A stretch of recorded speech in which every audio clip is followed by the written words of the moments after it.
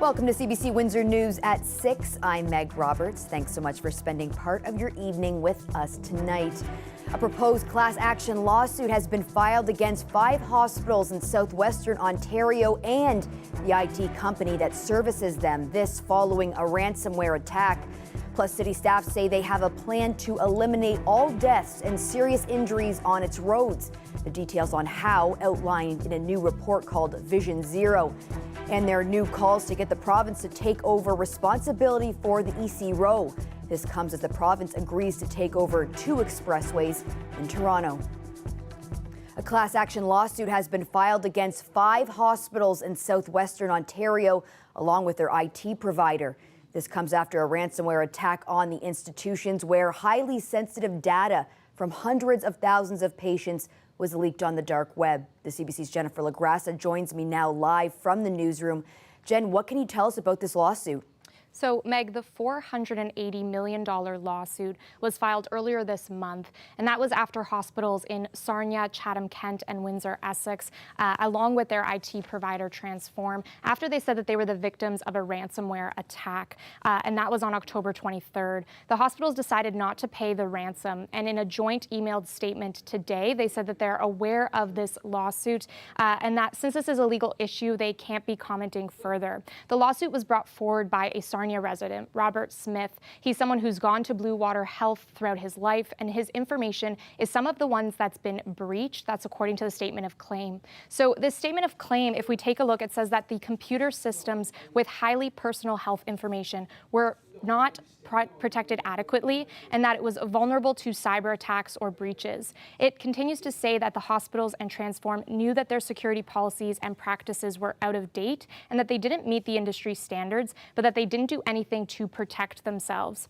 The statement of claim also says that there was deficiencies with the computer systems, and that included storing unencrypted or weakly encrypted personal information, failing to make regular backups that were segregated from the computer systems, and failing to maintain proper watch over the systems. Again, these are all claims, they are allegations, so these claims have not been proven in court. In the coming weeks, the hospital does have the opportunity to file a statement of defense. And the lawsuit does go on to say, that this was negligent and reckless, that it makes people vulnerable to privacy breaches, and that it's impacted people. It's caused them anguish and distress. One expert that I spoke with said that the negligence part of this is really key. There is recent case law in Ontario coming out of the Ontario Court of Appeal that makes clear that a hospital or any company or entity that's the subject of a criminal hack isn't going to be directly responsible for damages for breach of privacy or for the legal claims that arise out of a loss of privacy. So the only hook here is the negligence argument, the argument that is being made that the hospitals didn't do enough to protect their computer systems from being criminally invaded. And so just a reminder of some of the impact of all of this. Blue Water Health had the most amount of patient information that was stolen. Every one of its 267,000 patients from 1992 had information like their names, their addresses, and reasons for their visit exposed. 20,000 of them had their social insurance numbers taken as well. The other 4 hospitals all had some type of patient or employee information that was stolen. Jen, how long will it take to get a lawsuit like this resolved? Yeah, so I've been told that it can take a few years with something like this before we see any sort of action really on it. And what we know is that a judge does need to certify this in order for it to move forward. And then there's 2 different ways it can be resolved. So either it is settled outside of court or it does go to trial, though that is unlikely. A lot of these don't end up going to trial. The hospital does have 20 days to file a statement of defense, and that is from the day that they were served. The lawyer on this case does tell me that they're not aware of any statement of defense at this time. Meanwhile, what we do know is that the hospitals are still working to get their systems back up and running. They're in that recovery process.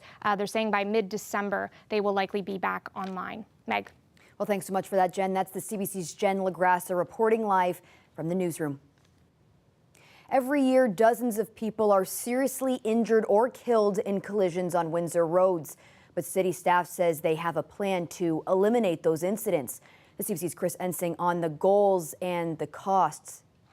37 people a year are killed or seriously injured on city roads, and those collisions have four main factors identified as a possible cause. It's people going too fast, people being inattentive while driving, being impaired by drug or alcohol. The most common occurrence is not following the rules at an intersection. Safety experts say these are predictable behaviors and that proper policies and planning can end the deadly consequences of human error or misbehavior. I think what's really wonderful about Vision Zero is that it's adopting a safe systems approach. So it's moving away from this idea that traffic crashes and fatalities are inevitable and moving towards this idea that actually we can prevent it if we actually think really critically about the way that we're designing the system. Nearly half of the people killed or seriously injured are pedestrians, cyclists, or motorcyclists, despite being involved in just 5% of all collisions. Intersections with stoplights are where most of these collisions happen. Some proposed changes include making yellow lights last longer, having all vehicles stop so people can get a head start crossing during busy periods around schools, and putting fully protected intersections in place, which would be prioritized in high injury corridors like Tecumseh Road. That's Windsor's deadliest street. One of the immediate changes would be to reduce speed limits. Council will be asked to drop residential roads to 40-kilometer-an-hour zones. Studies say that significantly reduces the risk of someone dying if they're involved in a collision at that speed, whether they're walking, on a bike, or inside of a vehicle. But just because you change the speed limit doesn't mean you change the behavior. This road behind me here has been a 40 zone for years, and 70% of people are still speeding on this road, traveling at speeds between 46 and 51 kilometers an hour. It's not just about putting up signs. I think speed limits are important, but we actually have to design our streets in a way that also show drivers how to manage their speed. Besides design, there's enforcement. Windsor could get speed cameras before the end of 2024. Councillors on the city committee who have approved the plan support those cameras, saying revenue could pay for the expected costs that come with a Vision Zero plan. That plan, with its 5, 10, and 15-year goals, has not been fully costed. Vision Zero doesn't just happen after we say we're going to do it. There has to be clear funding supporting active transportation implementation and improving intersections and speed management. None of these solutions are new. Cities like London, Hamilton, Toronto have adopted these policies, and Windsor tried to put pieces of this plan in place before. Complete streets were first proposed in 2017. Staff started studying speed cameras in 2020, and council was asked to lower residential speed limits in 2021. This plan has all of those things, and it's pieced together by city staff, police, Essex Windsor EMS, and other road users. Vision Zero is expected to go to council later this year. Chris Ensing, CBC News, Windsor. Windsor's mayor is calling for the province to take over the Row Expressway.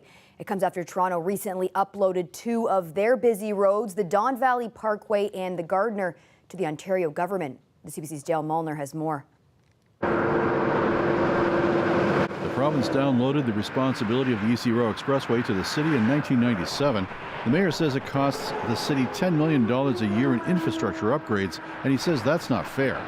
More than 30% of the users of Row Expressway originate outside of the City of Windsor, yet only City of Windsor residents pay to maintain that road. He says it will cost $80 million and take 2 years to upgrade the Banwell Road intersection to get it ready for the traffic the EV battery plant will create. He says the city can't afford it, so he wants the province to take over the responsibility of the expressway. CBC reached out to MPP Andrew Dowie for comment. He replied in an email that he agrees the expressway and County Road 22 are a key transportation corridor supporting the battery plant and the Essex engine plant. And he says the highways are of significant economic importance to the province too. But he did not say he was going to push for the uploading. I am in frequent contact with Premier Ford, Minister Sarkaria, that's Transportation Minister Prabmeet Sarkaria, Mayor Dilkins and Mayor McNamara in my role as MPP for Windsor-Tecumseh, and will continue to ensure that our voice is represented effectively within the Ontario government. This is a massive, massive deal. Earlier this week, the government agreed to upload the Gardiner Expressway and the Down Valley Parkway to take the financial burden off Toronto taxpayers. Ward 9 Councillor Kieran McKenzie is hopeful that means the province is open to uploading EC Row, especially since his standing committee that deals with transportation is working to coordinate truck routes in the city. We need to re-examine the city as a whole from that perspective of where does international or where does any freight traffic, where does it want to go? Where is it the safest for everybody for it to go? And what are the infrastructure requirements that we would need to put in place in order to funnel the traffic in the places that it makes the most sense for the entire community? CBC also reached out to the Ministry of Transportation for comment. A spokesperson stated in an email that the uploading of the Toronto Expressways reflected Toronto's unique financial challenges, and she said they continue to make investments such as the widening of Highway 3. She writes, "We will continue to work with our municipal partners to help ensure the sustainability of municipal infrastructure across Ontario."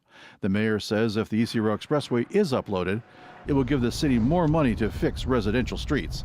Dale Molnar, CBC News, Windsor. Many cities across Ontario are falling short of the new home construction targets set out by the province. Some municipal politicians say one reason is some developers have gone years without building any homes despite the projects being fully approved. Our senior reporter at Queen's Park, Mike Crawley, has the story. This property along Yonge Street in Newmarket could be home to an apartment complex with more than 500 units. The local council rezoned the land and approved the project back in 2018, but construction is yet to begin. A similar story for this nearby piece of land, approved for more than 30 homes decades ago. Not a single one has been built. There are properties like these in cities all around Ontario. Not only is it a significant problem, but it's a problem that's been going on for a very long time. The mayor of Newmarket thinks it's unfair to blame Ontario's slow pace of new home construction only on municipalities. Just does not hold up to scrutiny.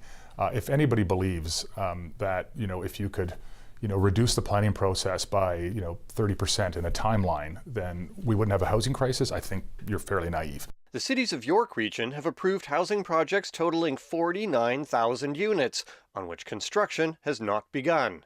Mississauga has approved 29,000 homes that developers haven't started to build, including this shopping plaza, greenlighted 10 years ago for an 8-story residential complex. To try to spur construction on stalled projects like this, municipal leaders want the Ford government to give cities some form of use it or lose it powers over landowners. We need to compel them to move forward and to get going with the process, to sell to someone else who might be interested in doing that, or to come and revisit the project. We will work very closely together to make sure that we have an effective use it or lose it policy, one that is not punitive, but one that works for everybody. Developers reject the notion that they're fueling the housing crunch by holding on to properties without building homes. We'd like to sit down with municipalities across the GTA to understand what stage these approvals are at, how we move them forward, and some of the reasons why they aren't moving forward as well. At least 20 Ontario cities face the prospect that they won't get any money from the province's $1.2 billion housing infrastructure fund next year, because they're unlikely to hit the government's targets for new home construction starts this year. Mike Crawley, CBC News, Newmarket.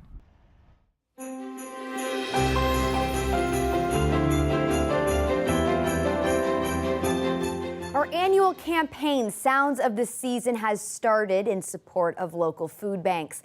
On Friday, December 8th, that's next Friday, you're invited to the Windsor Armory School of Creative Arts for a special live broadcast of Windsor News at 6. We're thrilled to host this event alongside a number of volunteers and members of the food bank. The Windsor Symphony Orchestra and Chorus is one organization helping out with the food drive.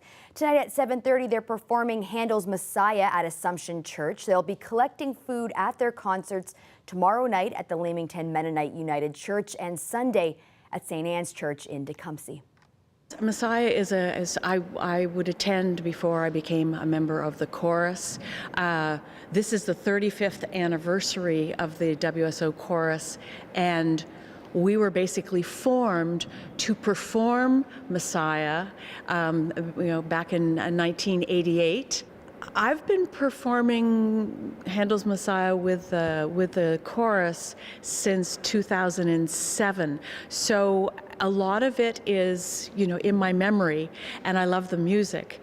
Every conductor we work with has a different tempo, a different take on how the expressions, how the phrases should go.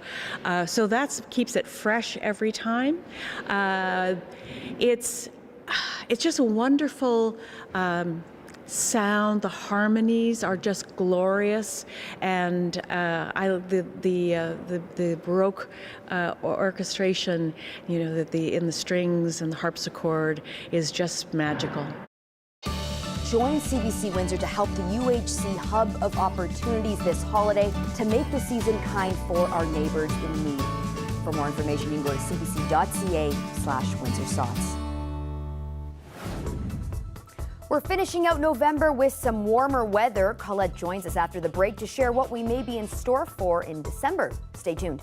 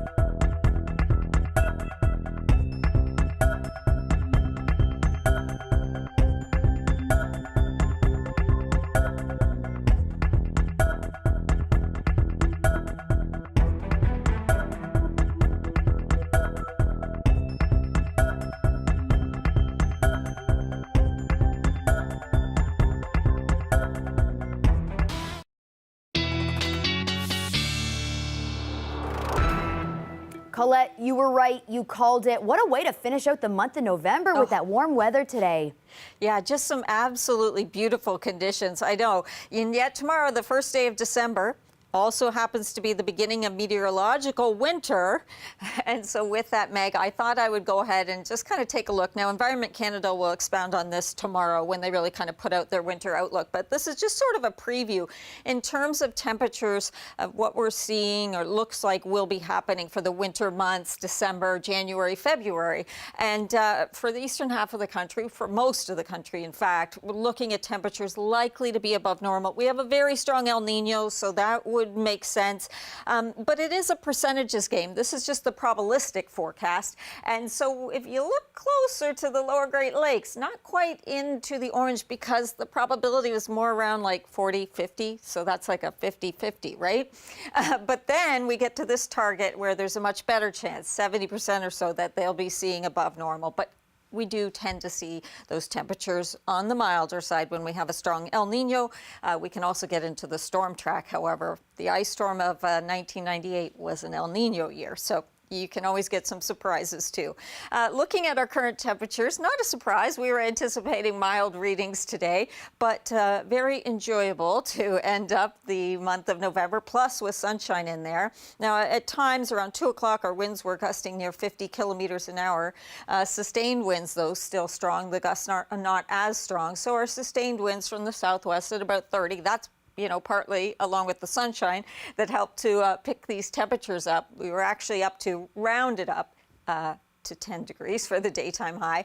But we have a system incoming. I know it seems pretty far away if I take you into the Midwest and the southern plains states where there's active weather, but that's going to be pulling back towards the lower Great Lakes, mixing with some colder air. However, we're mild enough that in southwestern Ontario and all along the lower Great Lakes, it's more of a rain event. Wet snow would be further north and generally light. The rain won't be light, however, starting as some isolated showers in the overnight and then this filling in tomorrow morning and then getting heavier. And it kind of comes in a few waves in terms of what we'll be seeing. So some wet weather on Friday, we'll see it let up, and then another wave comes through Friday night into Saturday morning, and then we'll still be stuck with some clouds for much of the rest of Saturday. And then another wave comes in at near the end of the weekend. So 10 to say 20 or just over 20 millimeters of rainfall. With this, temperatures remain mild as we head towards midnight, and then they gently fall towards the morning hours. But you'll notice they don't fall that much, still looking at 5-6 degrees. And then we only rise around a degree after that with the wet weather coming through. There's Saturday. Early could be some showers, but otherwise 7. A little mixing is possible with some wet snow, but really I expect this to be a rain event. Well, Colette, I hope the predictions are wrong for the winter because, I'm a warm weather kind of girl, but December, you'd certainly like to see some snow, cooler temperatures so you could skate. Yes, and mild just usually means maybe a degree or 2 above normal. So we're still talking about you're going to get your winter. Don't worry. Okay. You'll get, especially likely not towards the holidays, but more likely into early winter. We'll get more from Environment Canada on that tomorrow, too. Careful what you wish for. Thanks so much, Colette. Yep, you're welcome. If you thought putting up one Christmas tree was a lot of work, we introduce you to a couple that has set up 555 trees in their home. That's coming up.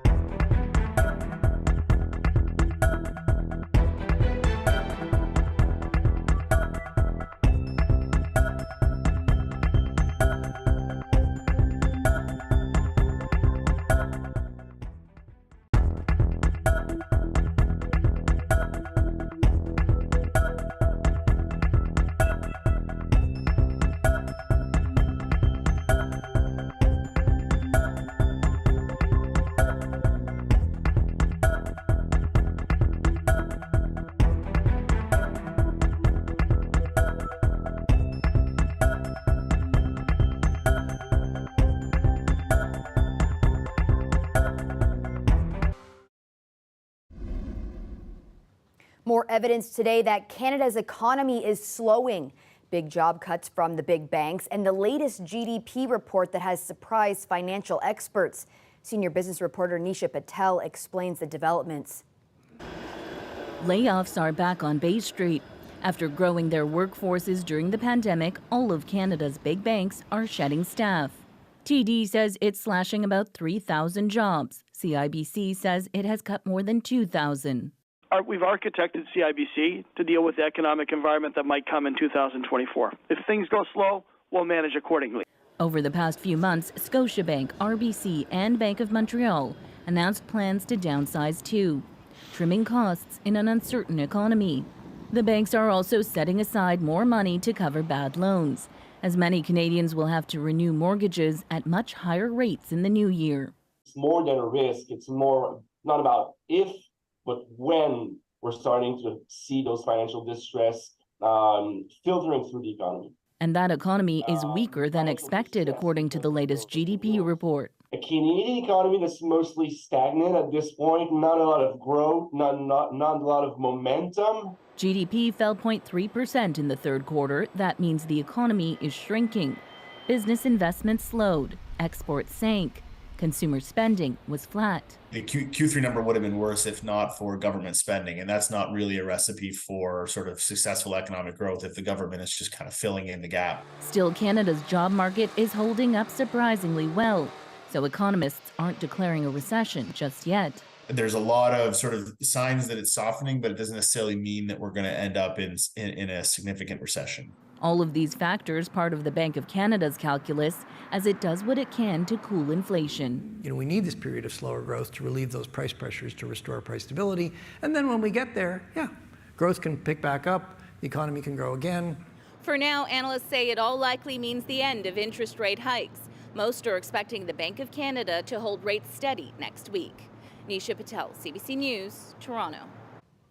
Well, we all look forward to a good Advent calendar to get us excited for the holidays, and that includes some animals at the London Zoo.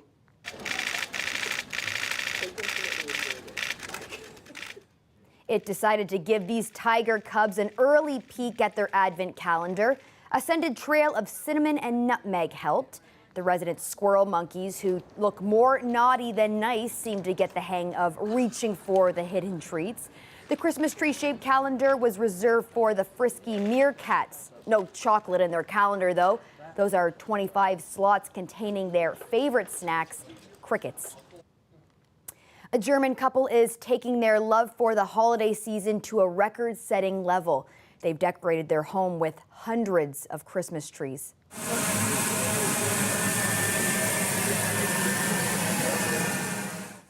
Take a look at this indoor scene. It's a wonderland of 555 Christmas trees in all shapes and sizes, festooned with lights, bulbs, tinsel, and garland. They started with collecting and decorating about 400 trees in 2021. Next year, they hope to reach 600. They say it brings them joy to keep all these trees inside during the holiday season. Well, that's it for CBC Windsor News. Don't forget, for news anytime, you can go to our website. Thanks so much for tuning in. Looking forward to seeing you back here tomorrow night.